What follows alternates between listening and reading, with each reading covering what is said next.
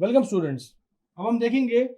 Page fault. और page fault होता क्या है उसको समझने से पहले हम पेज फॉल्ट की थोड़ी सी थ्योरी पढ़ लेते हैं। और वो थ्योरी सी छोटी सी जो है वो ये कहती है कि आपका एक प्रोग्राम है, जैसे मान लीजिए,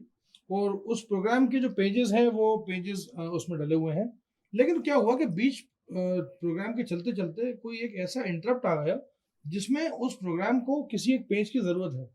और वो पेज जो है वो मेमोरी के अंदर अभी फिलहाल मौजूद नहीं है। इस टाइप की पोजीशन को कहते हैं हम पेज फॉल्ट, या इसको पेज फॉल्ट ट्रैप भी कह सकते हैं। पेज फॉल्ट जो है वो बेसिकली ऐसा नहीं है कि इसको हम बुरे सेंस में गिनते हैं। हम हमारे पास पेज फॉल्ट के लिए, पेज फॉल्ट जब आता है तो कुछ हमारे पास टेक्निक्स भी होती है उससे बचने के लिए।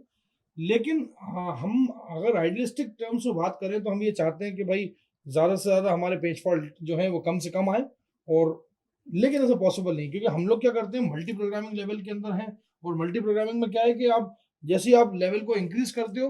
स्मॉल वैल्यूज के लिए, तो यहाँ पे हर एक इंसान, हर एक को दिखता है कि भाई प्रोसेसर का यूटिलाइजेशन बढ़ना चाहिए। अब वहां पे बहुत कम चांसेस होते हैं कि जो आपकी रेसिडेंट प्रोसेस है वो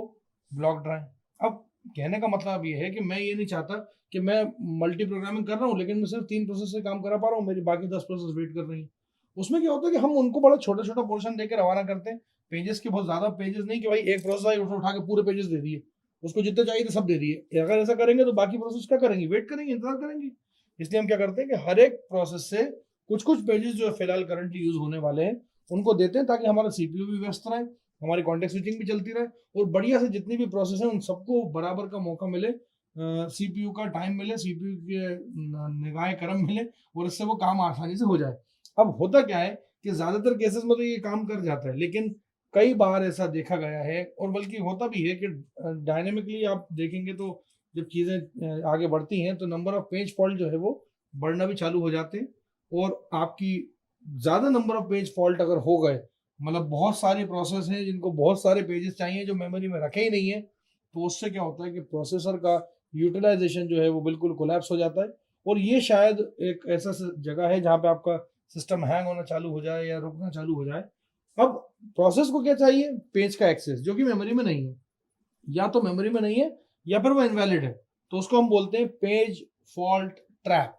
जो पेजिंग का जो हार्डवेयर होता है वो ट्रांसलेट करता है कि एड्रेस को उसके पेज टेबल के थ्रू, ठीक है। और यहाँ पे देखा भी गया है कि अगर मान लीजिए कोई इनवैलिड सेट है तो वो एक ट्रैप है, वो एक ट्रैप होता है जो कि ऑपरेटिंग सिस्टम के लिए होता है, और वो रिजल्ट क्या करता है, ऑपरेटिंग सिस्टम को फेल कर देता है। और अगर आप डिजायर्ड पेज को मेमोरी में नहीं ला पा रहे हो या फिर आपने इनवैलिड एड्रेस एरर पे चले गए, तो आपका रिजल्टेंट क्या होगा कि इसको एक इलीगल अटेम्प्ट बोला जाता है मेमोरी एड्रेस को बर्बाद करने के लिए। बेसिकली आपको मैं बताऊं, जब कोई वायरस या वॉर्म्स या zombies भेजे जाते हैं किसी इंटरनेट के प्रोग्राम के जरिए, या किसी भी ऑनलाइन कोई वेबसाइट के जरिए, तो उसमें भी होता क्या है कि उसमें यही होता है कि वो इतने इंटरप्ट जनरेट करते हैं कि आपका ऑपरेटिंग सिस्टम बिजी हो जाए,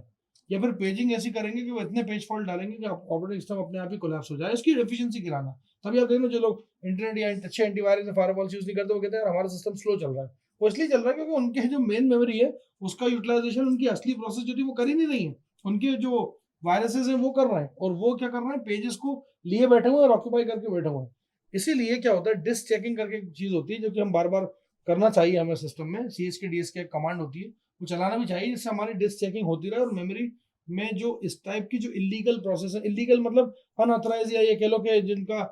आंसर ही इनवैलिड है, जो पेज टेबल के अंदर, भाई पेज टेबल में होती है तो उनको वैलिड मानते, उन्होंने क्या करा, पेज टेबल में अपनी जगह जबरन बना ली। तो होता क्या है कि आपकी जो इंटरनल जो टेबल है उसको हमेशा चेक करते रहिए हर एक प्रोसेस के लिए, और उनके रेफरेंसेस को चेक करते रहिए कि ये प्रोसेस कहाँ से आई, ये पेज कहाँ से आया, ये पेज किस प्रोसेस का कौन सी जगह का है। और अगर कोई इनवैलिड मेमोरी एक्सेस बने तो उसको आप क्या करिएगा, फटाफट उस प्रोसेस को टर्मिनेट करिए। जैसे मैं, अगर मेरे सिस्टम में अगर कोई ऐसी चीज दिखे कि अननेसेसरी कोई पॉपअप आ रहा है, मैं उस ऐप को डिलीट कर देता हूँ कि जाओ तुम यहाँ से, क्योंकि मुझे मालूम है कि ये ऐप अगर रहेगी तो अननेसरी कहीं पॉपअप्स आ रहे हैं, कहीं कुछ आ रहा है, कहीं आप इंटरनेट पे चल रहे हो, या कोई पेन ड्राइव में, या किसी आपने डेटा ट्रांसफर करा अपने मोबाइल फोन से और मोबाइल फोन को लैपटॉप पे लगा लिए, तो कई बार ऐसा होता है कि ये परेशानी आने चालू हो जाती है। तो उसके लिए अच्छी फायरवॉल आप क्रिएट करेंगे तो ज़्यादा आसानी होगी। खैर, यहाँ पे अगर रेफरेंस इनवैलिड है तो आप सीधे सीधे प्रोसेस को टर्मिनेट करिए, और उसके बाद हम आगे बढ़ते हैं कि भाई अगला पेज कैसे आएगा। इस डायग्राम को अगर समझेंगे आप तो यहाँ देखिए कि मेमोरी में आपने लोड करा किसी एक रेफरेंस को, अब वो मेमोरी में लोड करा, लेकिन मेमोरी में लोड करने के बाद जैसे वो आया, मतलब लोड एम में आके first one is reference, if reference is found तो ठीक है, नहीं फाउंड तो फिर वो क्या करेगा, ट्रैप में चला जाता है। ट्रैप जो है वो ऑपरेटिंग सिस्टम को रिपोर्ट करता है, वो रिपोर्ट करने के बाद जो बैकिंग ऑफ स्टोरेज है उसको लेके आता है। ये पूरी कहानी समझने के लिए आप सिंपल सा लॉजिक समझिए कि मेरे घर में कोई मेहमान आया और मैंने उसके लिए सबसे पहले उसको पानी दिया, और उसके बाद मैंने उसे कुछ और पेश किया, उसे कुछ और खाने के लिए दिया या कुछ बातें करने लगे, लेकिन उसने एकदम से एक ऐसी चीज की फरमाइश कर दी जो मेरे घर में नहीं है। उसने उसने आते साथ ही मुझे कह दिया कि गर्मी बहुत हो रही है, आप कोल्ड ड्रिंक मंगा लीजिए। और उस टाइम पे मेरे पास कोल्ड ड्रिंक का इंतजाम नहीं था, तो मैं क्या करूंगा, मैं कुछ ऐसा प्रिटेंड करूंगा उसके सामने से, कुछ ऐसा प्रिटेंड करूंगा कि उसको ऐसा लगे कि मेरे घर में से ही आई है कोल्ड ड्रिंक। मेरे घर में कहीं ना कहीं ऐसा रास्ता होगा जिसमें से कोई एक घर का बच्चा जाएगा, धीरे से कोल्ड ड्रिंक लेगा और आके वहाँ ग्लास में सर्व करके ले आएगा और कोल्ड ड्रिंक पेश करेगा। यही सेम चीज करता है हमारा ऑपरेटिंग सिस्टम कि पेज फॉल्ट जब भी होता है उसको हैंडल किया कैसे जाता है, कि वहां पे मेमोरी में लोड कराया, आपने रेफरेंस देखा नहीं मिला, पेज ट्रैप में गया, बैकिंग ऑफ स्टोरेज में लिया, बैकिंग ऑफ स्टोरेज से उसने क्या किया, उसको पेजेस जो मिसिंग पेजेस थे उसको ब्रिंग इन बैक करा, ब्रिंगिंग इन मतलब लेके आया उस पेज को, और दोबारा मेमोरी से लोड करके रीस्टार्ट कर दिया इंस्ट्रक्शन को, और रीस्टार्ट करके बोला कि हाँ आप आ जाओ बेटा फिर से। जैसे तुम फिर से आए तो ऑटोमेटिकली जो पेज तुम्हें चाहिए था वो मिलने लगा। आपने क्या करा है इस ये, अच्छा ये सब में इतनी जल्दी जल्दी काम होता है कि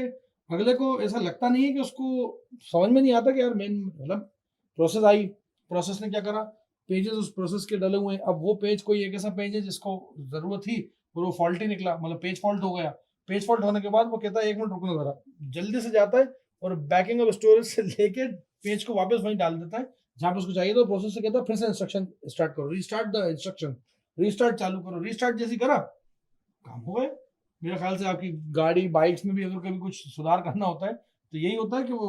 1 मिनट में भी ठीक करके देता है, और उसमें कहता है कि फिर से स्टार्ट करो। आप जैसे आप गाड़ी में सेल्फ मारोगे या किक मारोगे तो ऑटोमेटिकली आपकी गाड़ी चालू हो जाती है back to the original position. ऐसा लगता ही नहीं है कि इसके अंदर पिस्टन चेंज हुआ है या इसके अंदर ब्रेक ऑयल डला है या कोई क्लच वायर डला है। तो कहने का मतलब ये है कि ये जो मैं जो सिनेरियो समझाना चाह रहा हूँ यहाँ पे कि पेज फॉल्ट को हैंडल कैसे किया जाता है। पेज फॉल्ट तो हो गया,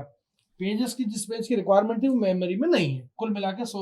रखी की बात तो ये कि मेमोरी में वो है ही नहीं। अब मेमोरी में नहीं है तो उसको मेमोरी में लाना पड़ेगा ना, तो मेमोरी में लाने के लिए हमारे पास ये जो ट्रैप में जिसमें हम फंस रहे हैं, ये ट्रैप जो है, ये ट्रैप जैसे ही क्रिएट होता है वैसे ऑपरेटिंग सिस्टम मदद करता है कि यार बैकिंग स्टोरेज से लेके उस डेटा को कहाँ पटको, उस मिसिंग पीस ऑफ डेटा को कहाँ पटको, आपकी फिजिकल मेमोरी के अंदर। और जैसे वो फिजिकल मेमोरी के अंदर आया, हमने रीसेट कर दिया पेज टेबल को, जैसे पेज टेबल को रीसेट करा तो आप देखेंगे 6वें नंबर पे क्या लिखा है, रीस्टार्ट इंस्ट्रक्शन। और हम लोड एम से कहेंगे बेटा फिर से एक और बार लोड तो करो जरा, जैसे वो लोड होगा तो ऑटोमेटिकली फिर उसके रेफरेंसेस मिलना चालू हो जाएंगे। तो ये है बेसिकली पेज फॉल्ट जब होता है तो क्या होता है। खैर अब यहाँ पे ये आपने ये तरीका तो समझ लिया इसमें क्या होता है, लेकिन यहाँ पे सबसे जरूरी चीज जो है वो रियलाइज करने की ये है कि हमें हमेशा स्टेट देखनी पड़ती है। जैसे मान लीजिए कि आप अपने उस मेहमान से ये तो नहीं कहोगे कि नहीं अभी तुम बाहर जाओ, वापस से नए सिरे से अंदर आओ। आप उसको जब उसने कोई चीज की फरमाइश करी आपसे, जब आपके पास नहीं मिली तो आपने उसको उसी पोजीशन पर रखा और उसको किसी और चीज में उलझा दिया, बातों में उलझा दिया, और धीरे से वो कोल्ड ड्रिंक जो थी वो आपने लेके आ गए। तुम ये तो नहीं कहोगे कि नहीं नहीं नहीं यार ये तुमने इंटरप्ट मांग लिया, अब इंटरप्ट मांग लिया तो जो जितना हो चुका है उतने में जाओ, तुम घर वापस जाओ, वहां से वापस से आना, फिर तुम हम फिर नए सिरे से तुम्हें स्वागत करेंगे, ऐसा तो होगा नहीं। तो इसीलिए जब प्रोसेस चल रही है, मान लीजिए 4 पेज पढ़े जा चुके हैं, चौथा पेज पे आ गया, 5वें पेज पे पेज फॉल्ट आया, तो उस पेज फॉल्ट को वहां पे रोका जाता है और वो पेज आएगा, लोड करा, चालू, कहानी वहीं से शुरू होती है जहां पर खत्म हुई थी। तो जो आपकी मेमोरी है उसकी एक्सेसिबिलिटी बहुत अच्छी बढ़ जाती है। तो ये जो पेजेस जो हैं आते हैं, जब पेज फॉल्ट होता है, पेज फॉल्ट होता है तो नए पेज अंदर आते हैं, और नए पेज अंदर आते हैं तो पुराने पेजेस को बाहर जाना पड़ता है, और वहीं से हमारा अगला टॉपिक जन्म लेता है जिसका नाम है पेज रिप्लेसमेंट। और पेज रिप्लेसमेंट हम आगे अगले वीडियोस के अंदर देखेंगे। Thank you so much.